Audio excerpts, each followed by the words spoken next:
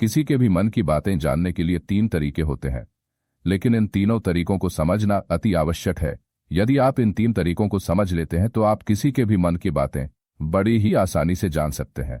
बहुत समय पहले की बात है। एक छोटा सा गांव था। उस गांव में 2 भाई रहा करते थे। बड़ा भाई अंधा था और इसलिए वो हमेशा घर पर ही बैठा रहता था और छोटा भाई खेती किया करता था। लेकिन खेतों में अत्यधिक जानवर आने से पूरी फसलें नष्ट हो जाती थी, जिनके कारण छोटा भाई बहुत ही ज्यादा परेशान हो चुका था। एक दिन उसे एक तरकीब सूझी। उसने सोचा, खेतों में से इन जानवरों को भगाने के लिए क्यों ना मैं अपने बड़े भाई की मदद ले लूं। वैसे भी बड़े भैया अंधे हैं, खेतों में बैठे रहेंगे और जानवरों की आहट आने खेतों में बैठे रहेंगे, पर वह उन्हें जोर से चिल्लाकर भगा भी सकते हैं, जिससे हमारी फसलें नष्ट होने से बच जाएंगी।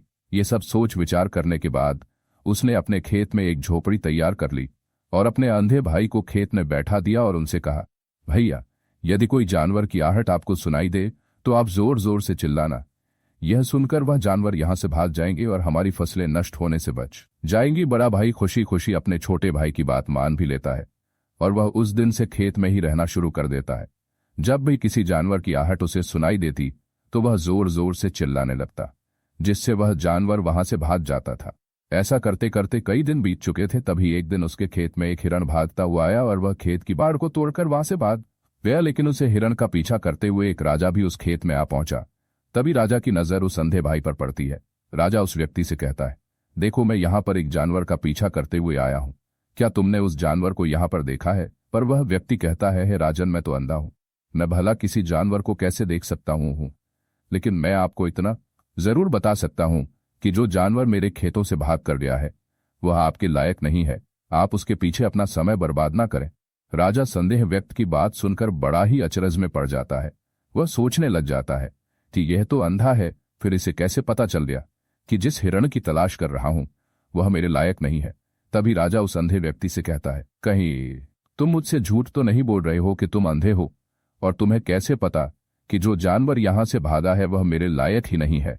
इस पर वह अंधा व्यक्ति कहता है कि यह राजन, जिसे आप एक हिरण समझ रहे हैं, असल में वह एक हिरण नहीं है, बल्कि एक मादा हिरण है और वह गर्भवती भी है। और जहां तक मुझे झांत है, मैंने कभी किसी राजा को किसी गर्भवती हिरण का शिकार करते हुए नहीं सुना है, और इसी कारण से मैं आपसे यह कह रहा हूं कि यह हिरण आपके लायक नहीं है।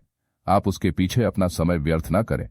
यह सुनकर राजा और भी अचरज में पड़ गया कि अंधा आदमी कैसे जान सकता है कि वह हिरण गर्भवती है। राजा कुछ देर सोच विचार करने के बाद अपने सेनापति से कहता है, सेनापति जी, मुझे वह जानवर जिंदा चाहिए, क्योंकि मुझे यह पता करना है कि क्या वह गर्भवती है या नहीं, क्योंकि यह अंधा आदमी बहुत विश्वास के साथ कह रहा है और मुझे इस बात की पुष्टि है, यदि वह हिरनी हुई और गर्भवती भी हुई तो वह हमारे शिकार के लायक नहीं है, क्योंकि हम तो एक हिरण का पीछा कर रहे थे। इसलिए जाओ और पता करो क्या वह हिरण है। सेनापति राजा से आज्ञा लेकर आगे की ओर चला गया और कुछ देर बाद जब वह वापस लौटा तो वह राजा से कहता है, हे राजन, इस अंधे आदमी ने आपसे जो भी बातें कही थी वह बिल्कुल सही थी। वह एक हिरनी ही है और वह गर्भवती भी है। यह सुनकर राजा आश्चर्यचकित हो गया। वह सोचने लगा कि एक अंधा आदमी जो कभी देख नहीं सकता, वह यह कैसे जान सकता है? आखिर इसे कैसे पता चल गया? ऐसे कैसे पता चल गया? ऐसे कई सारे प्रश्न राजा के मन में उमड़ने लगे। अब राजा ने ठान लिया था कि मुझे इस बात की तह तक पहुंच कि आखिर यह अंदाज में कैसे जानता है कि वह जानवर गर्भवती है। यह सोचकर राजा उस अंधे आदमी के पास जाता है और उस अंधे आदमी से कहता है, देखो, मैं ये तो नहीं जानता कि तुम सचमुच में अंधे हो या नहीं, लेकिन मैं तुमसे एक बात जानने आया हूं। क्या तुम मेरे प्रश्न का सही सही जवाब दोगे? इस पर वह अंधा व्यक्ति कहता है, हे राजन, आप जो कुछ भी पूछना चाहते हैं आप पूछ सकते हैं, मैं आपको बिल्कुल सच सच जवाब दूंगा। इस पर राजा कहता है, देखो, एक तो तुम कहते हो कि तुम अंधे हो और दूसरी तरफ तुमने यह बता दिया कि जिस जानवर का पीछा कर रहा हूं वह एक हिरनी है और वह गर्भवती भी है। तुम्हें कैसे पता चल गया? तुम्हारे खेत में तो और भी जानवर आते होंगे, और भी तो जानवर यहां से गुजरते होंगे, फिर तुमने यह कैसे अंदाजा लगाया? तभी वह अंधा व्यक्ति राजा से कहता है, हे राजन, आप जिसका पीछा कर रहे थे वह जब मेरे खेत में आई तो उसकी रफ्तार और उसके भागने की आहट से मुझे यह एहसास हो चुका था कि वह एक हिरनी है।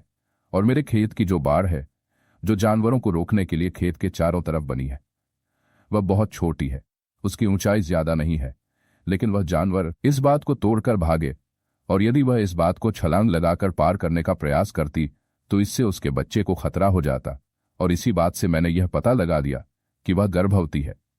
इस पर राजा के मन में एक और प्रश्न उठा। राजा ने कहा कि तुम्हें कैसे पता चल गया कि वह एक हिरनी ही है, और भी 2 जानवर यहां से आते जाते होंगे। इस पर वह अंधा व्यक्ति कहता है, राजन, मैं पूरा दिन सुबह शाम यहीं पर बैठा रहता हूं और मेरे सुनने की शक्ति बहुत तेज है। मैं भांप सकता हूं कि कौन सा जानवर मेरे खेत में आया है, और उसी के आधार पर मैं जोर जोर से चिल्लाता हूं ताकि वह मेरे खेत से भाग जाए और मेरे खेत की फसलें नष्ट होने से बच जाए। राजा उस अंधे आदमी का यह जवाब सुनकर पूरी तरह से संतुष्ट हो चुका था। वह मन ही